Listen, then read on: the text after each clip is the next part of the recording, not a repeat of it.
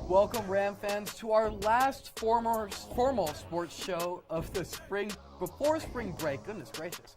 I'm Ethan Bird. And I'm Rachel Hallam. CSU volleyball was busy with 2 games this week.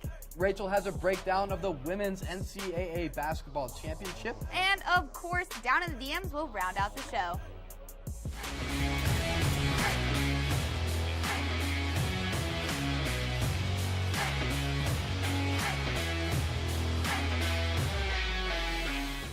CSU volleyball's final game of the season was pretty clean, a sweep in fact, but for San Diego State. We're going to join them in Viejas Arena right now. Lexa Romeliotis on the serve, cleanly received by the Aztecs, and Nia Blair is going to drop it right in front of CSU's defensive leader, Lexa Romeliotis. Now over to Victoria O'Sullivan. She will win the first set for the Aztecs, up 1-0 on the Rams. Serve to the Rams, up and blocked by O'Sullivan again. Now it's Kennedy Sanford who was getting blocked on the Rams side of the net.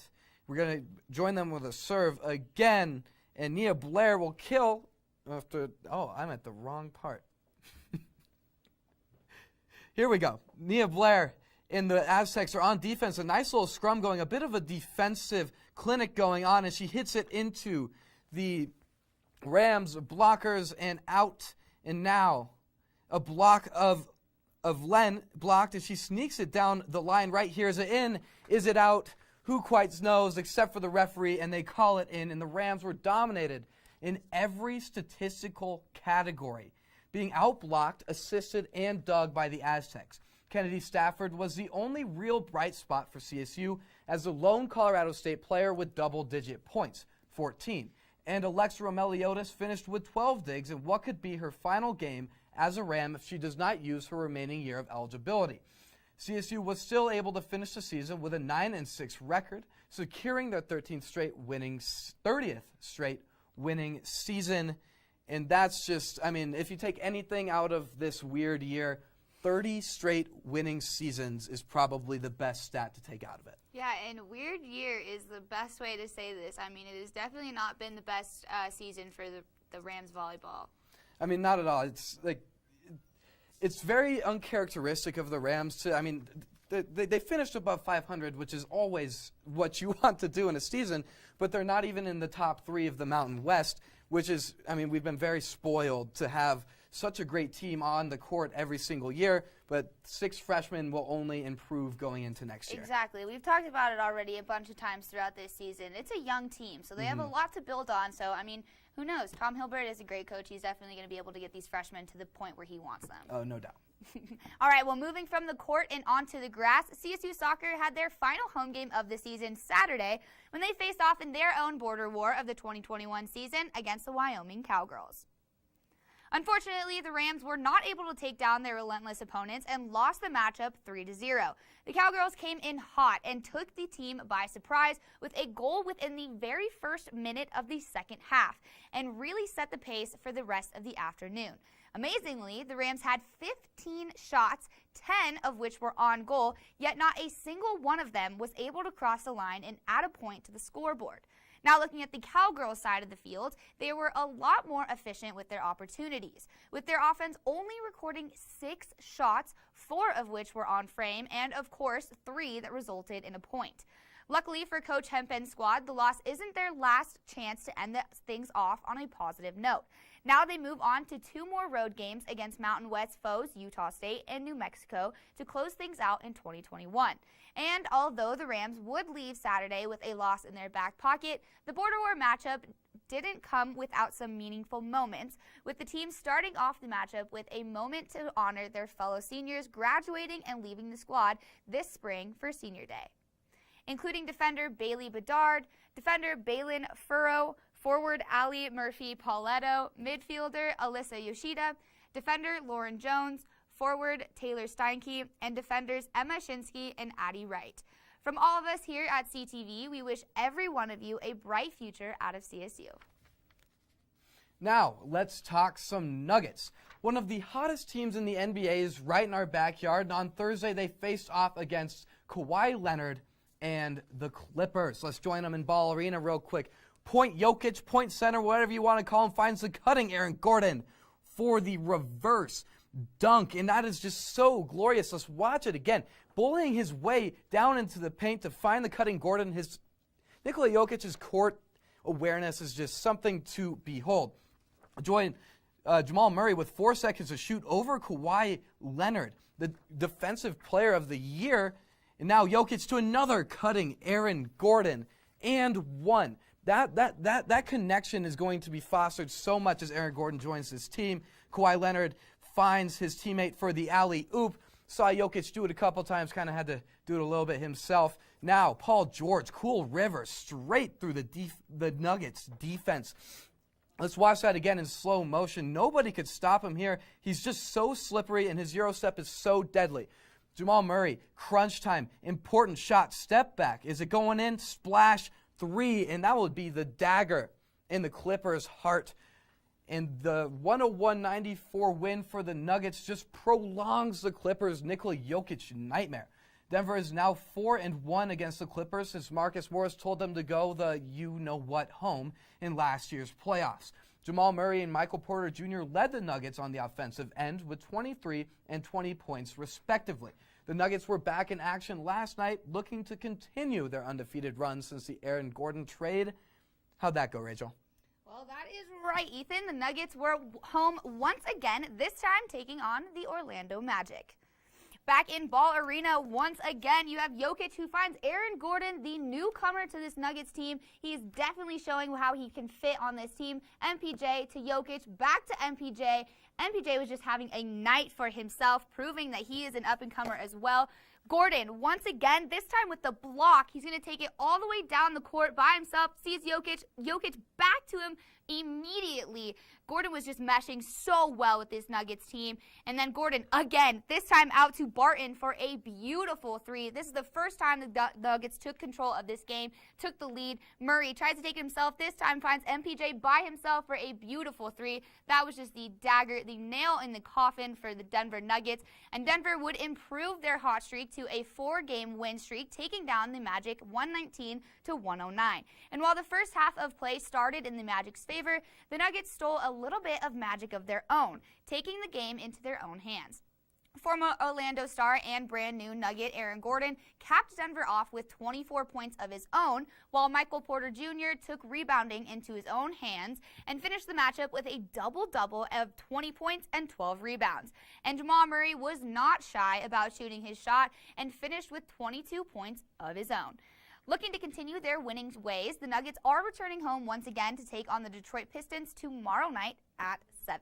Well, and that was Nikola Jokic's 81st double-digit assist game, passing Wilt Chamberlain and owning that as, well, in terms of centers, passing Wilt Chamberlain as the center with the most double-digit assist games. And like, if Nikola Jokic is not your MVP right now, I don't know what to tell you. It's just blasphemy.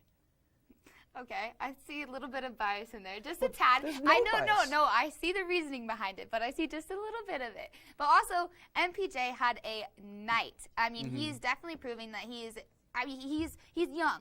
And on this Nuggets team with Jokic and Murray, he's going to be built so well in this lineup, and he's definitely going to be proving himself. And I mean, Aaron Gordon, having him as a new addition to this team, they played amazing with him. Oh yeah, I mean, the Nuggets changed from 3 stars to a core 4 overnight. 4-game win streak. It's something special, and the Nuggets, I don't think, are going to slow down at all. No. Now, Ball Arena sure was busy over the weekend. The St. Louis Blues came to town to take on the Avs for the 4th time this season.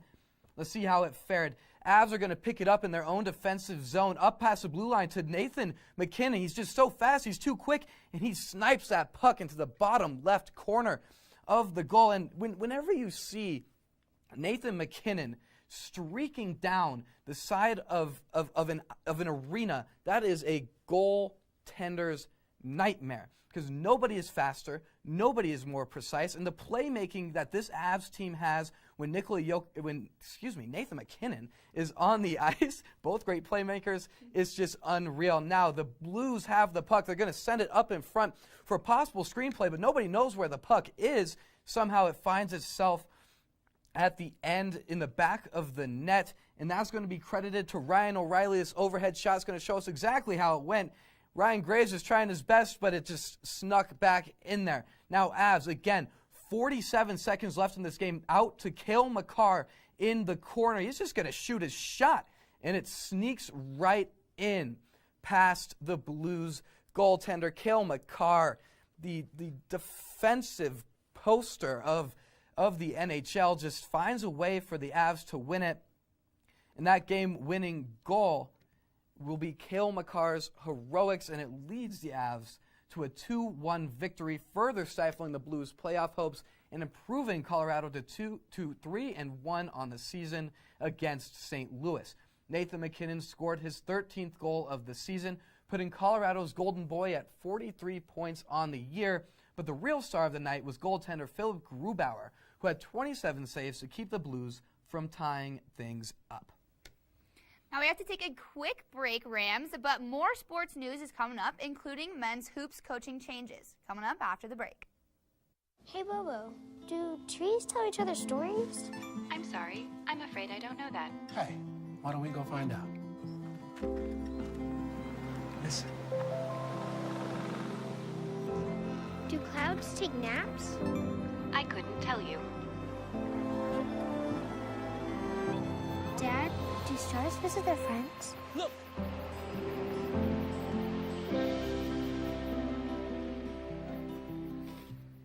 Well, congratulations are in order once again for the ever-growing and award-winning coach that is CSU alumni Becky Hammon. This past week, the Rams legend was amongst the 8 individuals selected to receive the 2021 Legacy Award from the NCAA. Hammon and the fellow 7 recipients will be honored for their community outreach, local activism, and commitment to inclusive excellence, putting a spotlight on all number 25 has done in the Fort Collins and San Antonio communities and beyond. Not only has Hammon become the first full-time assistant coach for an NBA team, she has also accomplished so much more throughout her hoops career, both as a player and coach, as she enters her 7th season with the San Antonio Spurs. She was named one of the WNBA's top 20 at 20, one of the league's top 15 players of all time, was a WNBA All-Star 6 times, and of course is now a member of both the Colorado Sports and San Antonio Sports Hall of Fames. Hats off to Becky Hammon, who continues to pave the way for women in sports everywhere, continuously never giving up and shattering each and every single glass ceiling that tries to lock her in. Ram fans who watched her tear up Moby will tell you this award is well deserved. Now, some Rams hoops news. Last Tuesday, Rams assistant coach J.R. Blount announced that he will be leaving the program after 3 seasons to join T.J. Getzelberger's inaugural staff at Iowa State as an assistant coach. His parting words released by CSU Athletics were, "I'm so excited to join TJ and the entire staff. TJ has been a mentor of mine since I was in high school in Milwaukee. My family and I are grateful for this amazing opportunity to join Cyclone Nation and bring the magic back to Hilton Coliseum and this prestigious program." Blount is considered one of the brightest young minds in college basketball and a master at developing high-level guard play. I mean, just look at Isaiah Stevens and Kendall Moore. He'll be sorely missed by Nico Medved's staff, so what does this mean? Well, Medved will obviously have to start to find a replacement, but do not be surprised if there's even more turnaround in the coming years, as Ali Farokhmanesh, Dave Thornton, and Joe Desmond all have head coaching potential. In the end, the more success Coach Medved brings to the program, the more changes there will be on the horizon. We'll just have to see how this young squad continues to develop within a tough Mountain West. Go ahead. No, it's all good. I was just going to say, obviously, this is a little bit of a heartbreaker for Rams fans. But, I mean, this is an amazing opportunity for JR. And, I mean, a huge congratulations to him to have this opportunity.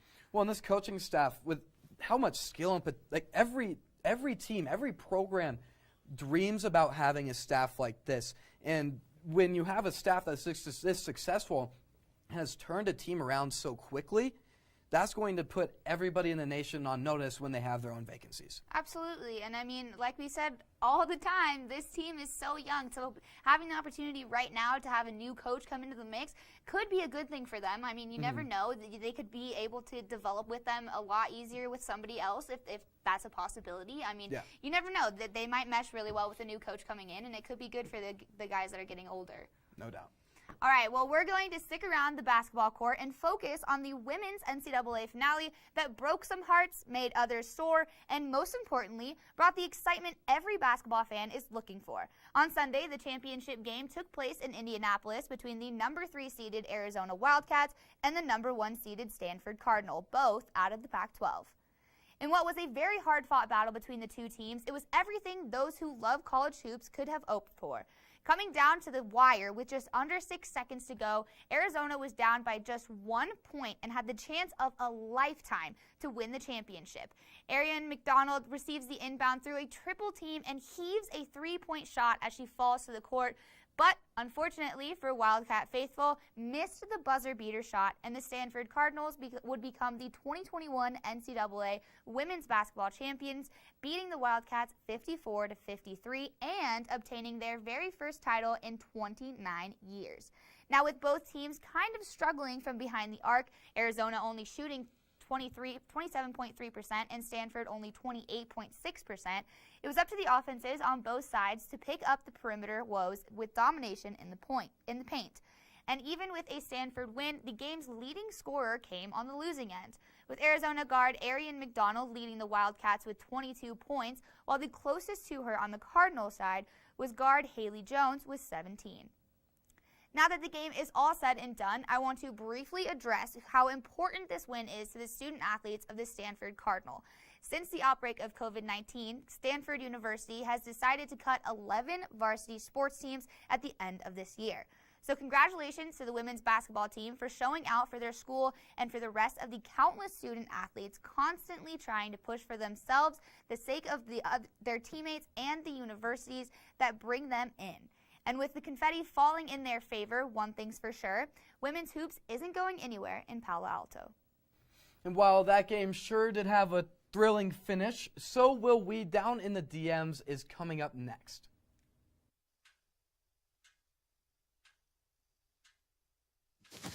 Awkward. I'm the awkward silence. You try to avoid me, then there I am again. But an awkward silence can be a great thing. Like Kelly here is about to demonstrate. You haven't really been yourself lately. Are you okay? Find out how you can help a friend with their mental health at seizetheawkward.org. We go down in the DM. It goes down in the DM. It go down in the DM. Welcome back from the break, Rams, and to Down in the DMs. Now, here is our first question, and I know Ethan is not going to like this one particularly. So, Ethan, first question of the night. Allie Price wants to know how you feel about the Nolan Arenado trade, being him going to the Cardinals. Well, you know, I thought that I was going to make it 2 months without having to expose all of these emotions on live television, but it's time to break my silence. And let's just watch this with me. You know, I put a little video together for my main man Nolan. You know, I could go on and on and on about you know, my grievances with Dick Monfort and Jeff Bridich and how hard it is to be a Rockies fan right now, but really it's thank you, Nolan Arenado, for helping me to fall so deeply in love with baseball. I mean, just look at this. Every time you watch him, it's a defensive clinic. It's an offensive clinic. I can remember where I was when I watched most of these moments. So, yeah, it hurts. And it hurts real bad. But if anything, I'm happy for Nolan. And honestly, I'm blessed to say that I was able to watch him play ball. I was able to watch him at my favorite place on earth, Coors Field. I was able to watch the greatest Rocky ever with my own eyeballs. And it was just so special. I mean, he was a special man who deserves everything in the world. Now he's with the Cardinals, and I just want to finish this out with my favorite moment. That was really sweet. Nice little testament to him. But, I mean, come on. Talk about how this is going to affect the Rockies. Obviously, this is an emotional moment because I have had these emotional moments. I'm not going to take that away from you. I apologize. That's kind of what just happened. But how is it actually feeling? We're already seeing how it's affecting the Rockies. I mean, I feel for guys like Trevor Story and Charlie Blackmon who came up with Nolan and played with Nolan, and they set a pinnacle of success with Nolan Arenado. And right now the Rockies are rebuilding. How much they can rebuild with Dick Monfort and Jeff Bridich running the team, who knows? But like I said, I don't want to focus on that too much. I just wanted to celebrate Nolan. Never really got to say it on TV until now, but I'm going to miss him very much. Thankfully, my dad's whole side of the family is from the St. Louis area, so it doesn't even matter. Go Cardinals. It's a win-win situation for you? It's just a win-win. That's why I'm not too upset. Okay, well, that's good. Well, now that I have revealed my own heartbreak, here, let's talk about some shared trauma between the two of us, our favorite football teams. Bailey Bassett asks what we think our respective teams should do in the draft. I like how you start this off with the heartbreak and some similarities in our traumas here, because I don't know. Whenever the Chargers go into the draft, I get nervous anytime, no matter what. And I think that Justin Herbert is probably one of the most recent ones that I was very nervous for still going into it. But, I mean, this is obviously a good pickup for the Chargers. So, going off of that, I don't think the Chargers need a new quarterback. They do not need to do that. What they need to do is start protecting their quarterback. So, the Chargers, with their 13th pick in the first round, I think that they need to be going for an offensive tackle in Christian Darrisaw from Virginia Tech. He is exactly what Justin Herbert needs on his offensive line to protect him and let him find his targets in the backfield. But he has a very powerful base, and he has a very large frame. I mean, he's a monster when it comes to the point of attack. And he's an insanely good run blocker, which is what is going to be very beneficial to the Chargers, because that will help Austin Eckler get out wide and have opportunities for passing and receiving yards throughout this next coming season. So I think an offensive tackle is definitely where the Chargers need to be leaning towards. And I feel for you there. Being a Broncos fan for the past 4 years, you know how important an offensive line is and how just awful it is when your offensive line is bad. However, for the Broncos, everybody they're all quarterback. But with the Darnold trade today to Carolina, San Clemente represent. Yeah, San Clemente. That's just, it might open things up for the Broncos, but I don't think the Broncos, the time has passed. They're not getting an elite quarterback, and there's no way that Justin Fields drops to 9. And I wouldn't be comfortable with the Broncos taking a chance on Trey Lance when Drew Lock has experience. Last year was obviously an off year, but give him a third year. So I'm going with Micah Parsons. Okay. Micah Parsons out of Penn State is the best linebacker in this draft, and one of the best we've seen in a minute. He's super fast. He is fast. He is very fast for a linebacker. He's a day one starter. Even on this Broncos defense, he would be a day one starter. He has the range of a cornerback as a linebacker. He can move. He can read an offense. Some of his in-game instincts need to be fixed a little bit more, but that's what happens when you go to the NFL. Just look at his Cotton Bowl performance in 2020. 14 tackles, 2 sacks, 2 forced fumbles. This is a talent that you can't really skip at that 9 spot, especially with Vic Fangio, a defensive coach with one of the best defenses in the NFL already. It's looking like a 2015 defense. You've got Von Miller, you got Bradley Chubb, you got Justin Simmons, you add Micah Parsons, you've got Shelby Harris. The names can go on. You got Kareem Jackson. Look at how the Broncos won Super Bowl 50. Yeah. Peyton Manning was not Peyton Manning, but they had one of the best defenses to ever play. And Vic Fangio is one of the better defensive minds that the NFL has seen in a while.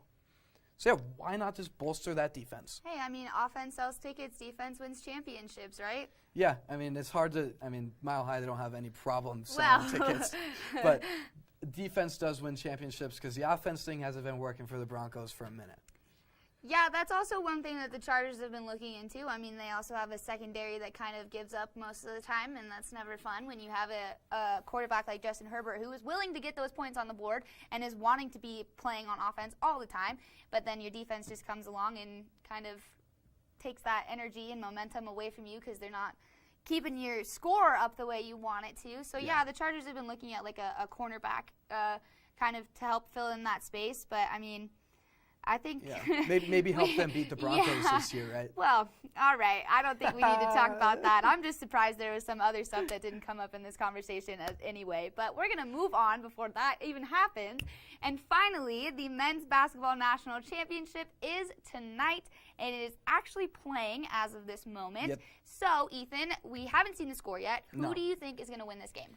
You know, I didn't really even know until like 20 minutes ago. Like this is the matchup of a lifetime. This undefeated Gonzaga team with probably the best offensive team in NCAA history against Baylor, who is a defensive masterclass every time you watch them.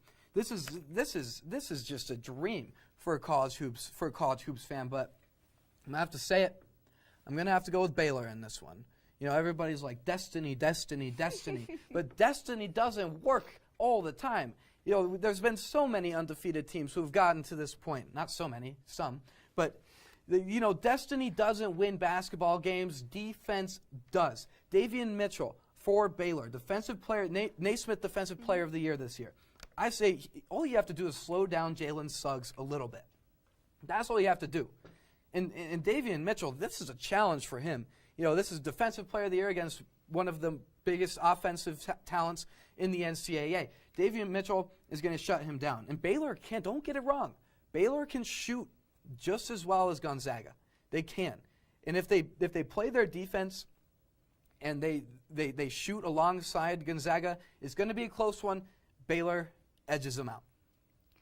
For one of the first times in a while, I'm going to agree with you. No way. I would like to go with Gonzaga just because that's the team that gets the hype every single season when it comes to the national championship.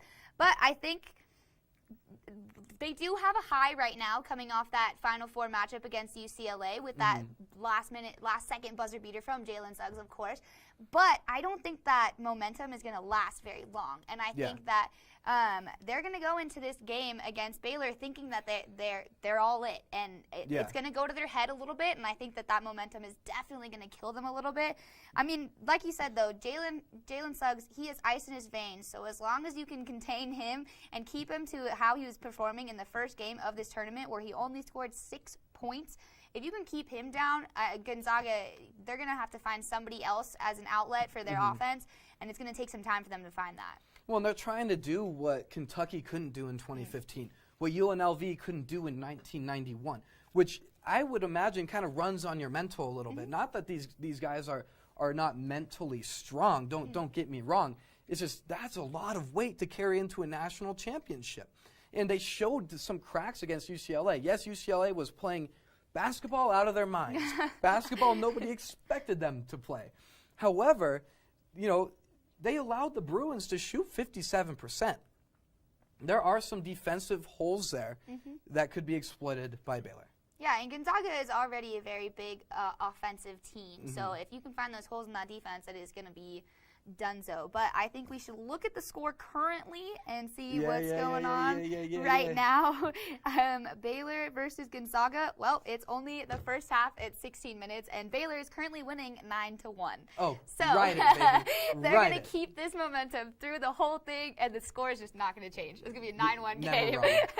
All right, well, that will be all the time that we have for tonight and the end of our last formal show of the semester. But sports news does not sleep. So make sure to keep up on Twitter and Instagram at CTV Channel 11. I'm Rachel Hallam. And I'm Ethan Bird. Ellison Hubbard has his last installment of Hubbard's Huddle tomorrow night. You won't want to miss it. We both hope so much that we will be able to see you one more time after break. Good night, Rams.